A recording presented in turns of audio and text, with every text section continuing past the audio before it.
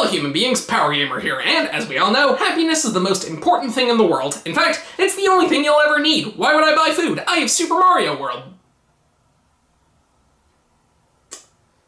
I mean, I could really go for a pretzel right now. Super Mario World, the pinnacle of side-scrollers. Often regarded as the best 2D Mario game ever, Super Mario World is a game that needs no introduction, despite me just giving one. The game was directed by Takashi Tezuka, with Shigeru Miyamoto serving as a producer this time instead. It was the first Mario game developed for the Super Nintendo Entertainment System, and was designed to be a launch title much like the original Super Mario Bros. Was for the NES. But since it was developed so early in the console's lifespan, the team wasn't entirely familiar with its hardware. So while the developers faced some difficulties, they were also able to experiment with fewer console restrictions than before. They wanted to take advantage of the more powerful system by creating a completely new Mario experience. So they decided to change the game's location and give Mario a new companion in the form of a dinosaur, which was something Miyamoto had wanted to do since the original. The expanded hardware also allowed composer Koji Kondo to experiment more with the game's soundtrack, which ended up taking over a year and a half to write. And since this game was made at the beginning of the iconic 16-bit console wars between Nintendo and Sega, this game was seen as the rival to the original Sonic the Hedgehog. Super Mario World was released in Japan for the Super Famicom on November 21st, 1990. The rest of the world wouldn't get it on the SNES until August 23rd, 1991 in North America,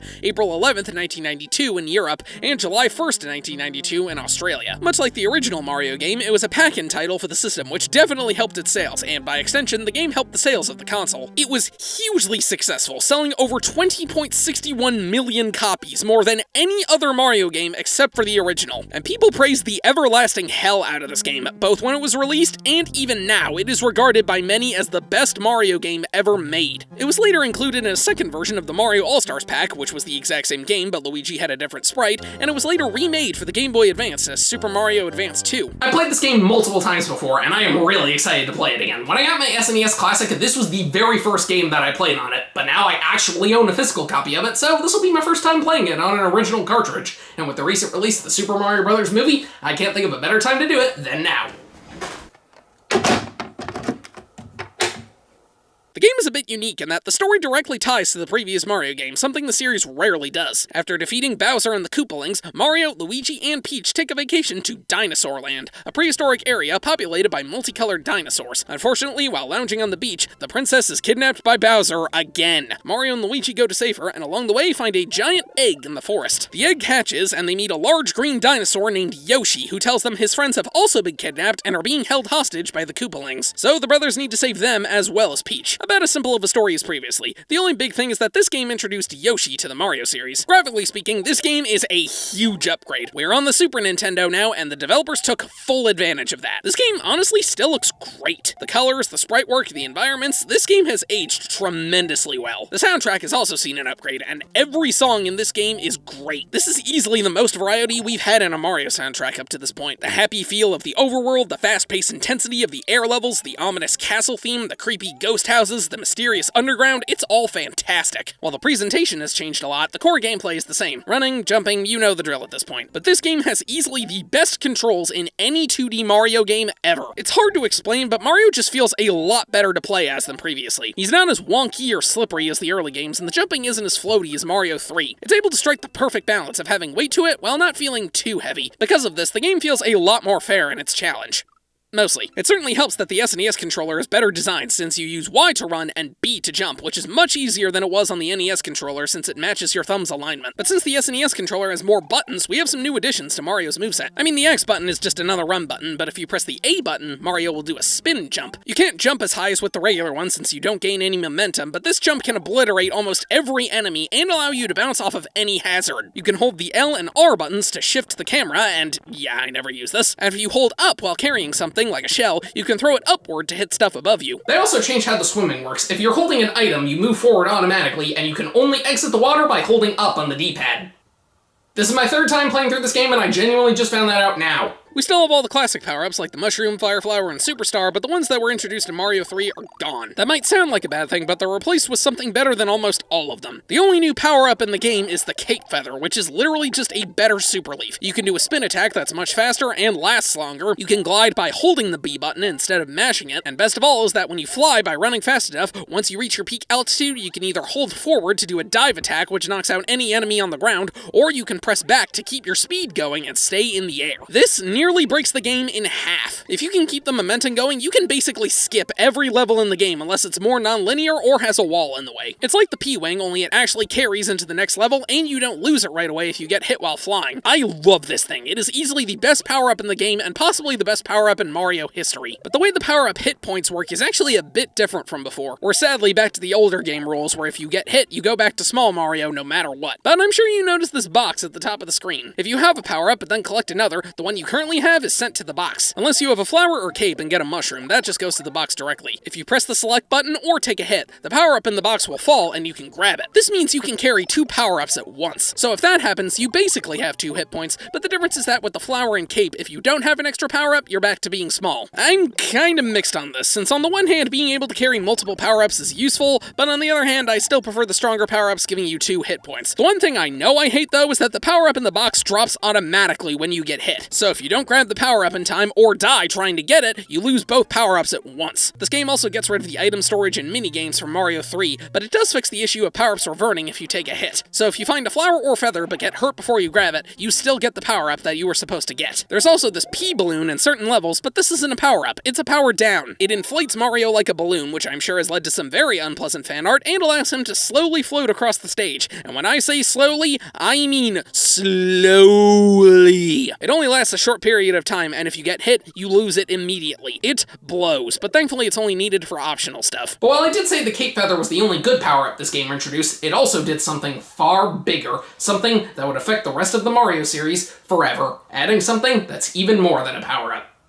A friend. Occasionally, you can find eggs inside item boxes. Outside of them hatches everyone's favorite dinosaur, Yoshi. Mario can hop on Yoshi's back and ride him, which not only adds some percussions to the music, I really like that little detail, but it's also quite useful. Yoshi can jump on enemies as if Mario's spin jumping, and walk on hazards that would normally hurt you. But most useful of all, he can stick his tongue out and eat enemies whole. This is insanely useful, and a great way to kill enemies that are normally invincible without a fire flower or cape. You can't shoot fireballs or fly infinitely with Yoshi, but he's still amazing. He can also eat these apples that are scattered across the levels. If you eat enough, a cloud appears which drops smiley coins. And sometimes you can find these wings inside a question mark block, and if you grab them with Yoshi, it'll take you to a bonus level. If you get hit, you fall off and he runs away, so you have to chase after him before he falls off a cliff. He works like the animal buddies from Donkey Kong Country, or I guess more accurately, the animal buddies work like Yoshi. The only thing he can't eat are the Koopa Troopas, which instead give him new abilities depending on the color of their shell. Green Koopas, he just spits out their shell. Red Koopas, he spits out fireballs. Blue Koopas give him wings, letting him fly, and yellow Koopas let him stomp the ground. Yoshi is easily the best new addition to this game, but perhaps his most useful moments are when he's used as a sacrifice. You gotta do what you gotta do. While most of the older enemies return, almost all of them act differently. Instead of Goombas, we have Galoombas, which can't be killed by jumping on them. Instead, they flip upside down, and you have to pick them up and throw them at another enemy. I already mentioned the blue and yellow Koopas, but they act just like the red ones. The big difference with Koopas is that if you jump on them, they're separated from their shells. So if you jump on them again, you can carry their shells without worrying about them popping back out. We also have a new piranha plant that jumps out of the pipe, new boos that spin around, turn into blocks, and are enormous, bonsai bullet bills, which, Jesus! Sleeping Cheep Cheeps that swim after you when you go near them, Dry Bones throw bones and can actually be killed with the cape spin, Hammer Brothers fly on platforms just tossing their hammers around willy-nilly, and Tiny Thwomps which hop back and forth. For completely new enemies, we have Rexes, which are just basic dinosaurs, Blargs, which are giant lava snakes, Bony Beetles, which poke spikes out, Dino Torches, which are dinosaurs that breathe fire, Wigglers are large caterpillars that instead of dying when you jump on them, get angry and move faster, these little parrot things called swoopers, Porcupuffer, which is this game's version of Big Bertha, Monty Moles, which are these mole guys that run back and forth, Magic Koopas, which are wizard Koopas that shoot magic energy at you that transform blocks, I freaking hate these things, Sumo Brothers, which stomp and cause pillars of fire to sprout up, and easily the most irritating of all, okay, second most, Charging Chucks. They're Koopas in football helmets that charge at you, throw footballs, throw baseballs, jump around, clone themselves, and even shovel rocks. They take like 5 jumps to kill and are one of the only enemies Yoshi can't eat. They're at the end of almost every level and a giant pain. Since this game takes place in Dinosaur Land, the environment varies quite a bit from the Mushroom Kingdom. Instead of the traditional brown blocks, we have these yellow ones. Instead of breaking when you hit them, they spin around, allowing you to pass through them. They only break if you spin jump on them with a power-up. There's a larger variety of level designs, with the biggest addition being these ghost houses. These levels are filled with boos, and play more like a puzzle since you need to pick the right doors and use P-switches to get through them. The way the levels end this time around is these large stripe things with a move moving white bar that I think is supposed to be tape. If you run through, the level ends, but if you hit the tape, you gain star points. The higher the tape is, the more points you get. Once you collect 100, you're taken to a bonus game where you can earn extra lives by matching up these icons in lines of 3. There's a lot of new ways to earn extra lives in this game. If you find an egg while on a Yoshi, you get a green mushroom instead. Some of the levels have these mini-games in them where you have to hit blocks in the correct order, and every level has 5 Yoshi coins, which give you an extra life if you collect all of them without dying. The game is overall much easier than before, partially due to these. The level designs are more fair,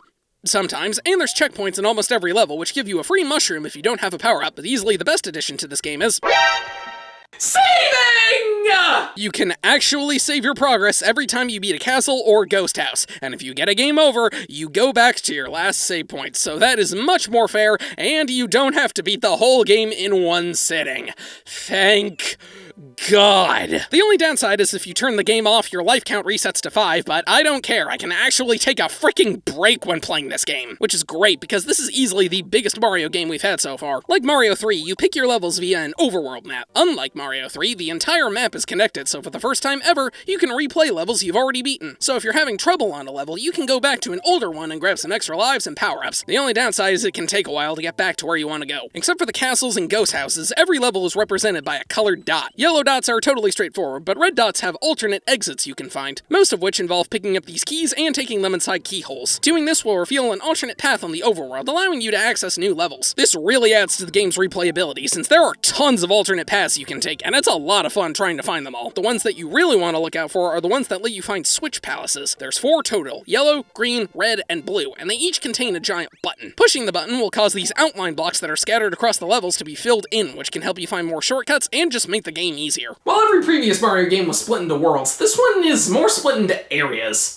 There's a total of 10 areas in the game. Yoshi's Island, a standard grassy area, Donut Plains, the exact same thing, Vanilla Dome, nothing but cave levels, Cheese Bridge and Soda Lake, 2 one-off levels that are what they sound like, Forest of Illusion, forest levels that you have to find the secret path in order to progress or else it just loops around, and Chocolate Island, everything is dirt. They were clearly hungry when they wrote these names. Progressing through these is pretty straightforward, but there are 2 secret areas you can find. Some of the secret exits lead you to Star Road, which is an area with 5 levels. These levels each contain alternate colored Yoshis that you have to feed before they grow. They work the same as the green ones, only they get a Koopa power that matches their color with any shell. So the blue Yoshi can always fly, the red Yoshi can always spit fire, and the yellow Yoshi can always slam the ground. These levels also have secret exits that connect them together, which provides the only way to fast travel around the map. If you find them all though, you unlock Special Road, which contains the hardest levels in the game that are all named after slang words for some reason. These levels are brutal and have no checkpoints in them, but hey, they at least let you save the game after every other one. Aside from the occasional bullcrap, the only real complaint I have with this game is the bosses. The boss fights are only in the castle levels, and they are easily the worst part of the game. For starters, there's a handful of optional castles, and all of them have the exact same boss, Reznor, which is 4 dinos that spit fire on spinning platforms that you have to hit from the bottom. It is the same thing every time, literally, not a single difference. In the main castles, though, you fight the Koopalings, and they are either really easy or really annoying. The only enjoyable thing is that you get these little cutscenes that show Mario saving a Yoshi and destroying the castle after you beat them. Okay, yeah, these are actually really funny. In Yoshi's Island, you fight Iggy, and you have to jump on him on this tilting platform and knock him into the lava while he throws fireballs at you. Donut Plains, you fight Morton, who just walks around on the floor, walls, and ceiling and drops down when you're under him. Vanilla Dome has Lemmy, who's hiding in these pipes, and you have to wait for him to pop out while avoiding a fireball. There's also 2 minions that pop out to try and trick you, emphasis on try. Go over the bridge and find Ludwig, he just spits fire and jumps around. Forest of Illusion holds Roy, this is the same thing as Morton, but the walls close in. And Chocolate Island, you find Wendy, this is the same thing as Lemmy, but with 2 fireballs. After that, you reach the most mixed level in the game. The ghost ship. I love the atmosphere of this level, and it's cool that it's supposed to be a crashed airship from Mario 3, but this area where boos pop out of nowhere is insanely aggravating since you only have 2 seconds to react. Once you find this crystal ball, a large gateway emerges leading to the final area, Valley of Bowser. These are all cave levels like Vanilla Dome, but significantly harder. I spent ages on this level, and the final castle is even worse. The first half goes on for way too long because you have to walk on these moving blocks, and the second half you need to get Magikoopa to break these walls. And there's no checkpoint! You fight Larry in this castle, and it's the same as Iggy, but with fireballs jumping out. Now we can finally fight Bowser. There's 8 areas of this castle, and you have to go through 2 of them. Door 1, you avoid these pillars. Door 2 is the easiest, just climb on these grates and avoid Koopas and fireballs. Door 3 has these things that you need to figure out which ones you can go through and which ones you can't, all while avoiding these wind-up things called Mecha Koopas. Door 4, you have to ride moving stone blocks. Door 5 has spike walls and thwomps. Door 6, you have to swim through this chamber while avoiding spikes. Door 7, you have to avoid these statues that jump and spit fire. And Door Floor 8 is filled with charging chucks. After that, you have to go through this dark area with ninjas and mecha Koopas. Unless you find some secret exits that let you go through this back door of the castle, which skips the initial areas and gives you a checkpoint. Bowser, why do you have this? Now it's time for the final boss. Bowser's in this giant clown copter, and you can only attack him by waiting for him to throw down 2 mecha Koopas. Then you have to jump on them, pick them up, and then throw them up in the air so they land on him. Once you hit him twice, he flies off and drops fireballs on you. There's 3 phases to this fight. Phase 1, he just swoops down. Phase 2, he mimics your movements and drops this giant black orb. And Phase 3, the clown gets angry and slams down on the ground. It's a pretty fun fight, although Phase 2 can get kind of annoying. Once you hit him 6 times, he drops Peach and goes flying off. Peach gives Mario a kiss, and the two of them decide to finally enjoy their vacation. The credits roll, but we're not done yet. There's still the special road we need to take care of. Up first is Gnarly, where you just need to bounce upwards. Pretty easy. But then we have a major difficulty spike with Tubular. You need to use the P-Balloon to float across large gaps filled with charging chucks and paratroopas. This level is awful, and it doesn't get much better from here. Way Cool is not cool, as you have to ride on these moving platforms and hit switches to change the path. Then you have to grab these ropes and move up and down to avoid these things. This level is all about trial and error, and it's miserable the whole way through. I spent 17 minutes on this place. Awesome is an ice level with a bunch of Koopas, and then it fires everything but the kitchen sink at you. Get the star, you're gonna need it. Groovy is a bit easier since it has Yoshi, but it's also filled with Pokies. Mondo is weird since it has this rising water current that pushes you backwards. Outrageous throws a bunch of enemies at you, especially bullet bills. And finally, Funky, a really long level with almost every enemy in the game, and yet it's still easier than Tubular. Awesome and way cool. You're declared a super player, and I beat the level with literally 3 seconds left on the timer. As a reward for it finding everything, the overworld changes to autumn colors. The Koopas get these weird faces, and the piranha plants turned into pumpkins, which is an absolutely amazing reward. And with that, I'm finally done.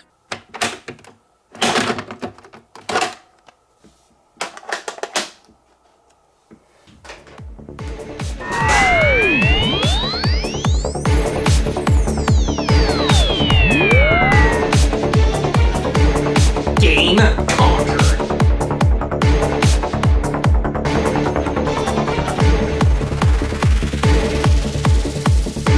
Super Mario World is amazing. It is easily the best of the classic Mario games, and I cannot recommend it enough. It is superior to the older games in every way. The controls, the gameplay, the level design, the bosses are still kind of weak, but other than that, it is phenomenal. If you are in any way a fan of Mario, it is a must-play. Just don't cut into your pretzel budget to get your hands on a copy of it, because then you'll end up having to settle for stuff like this.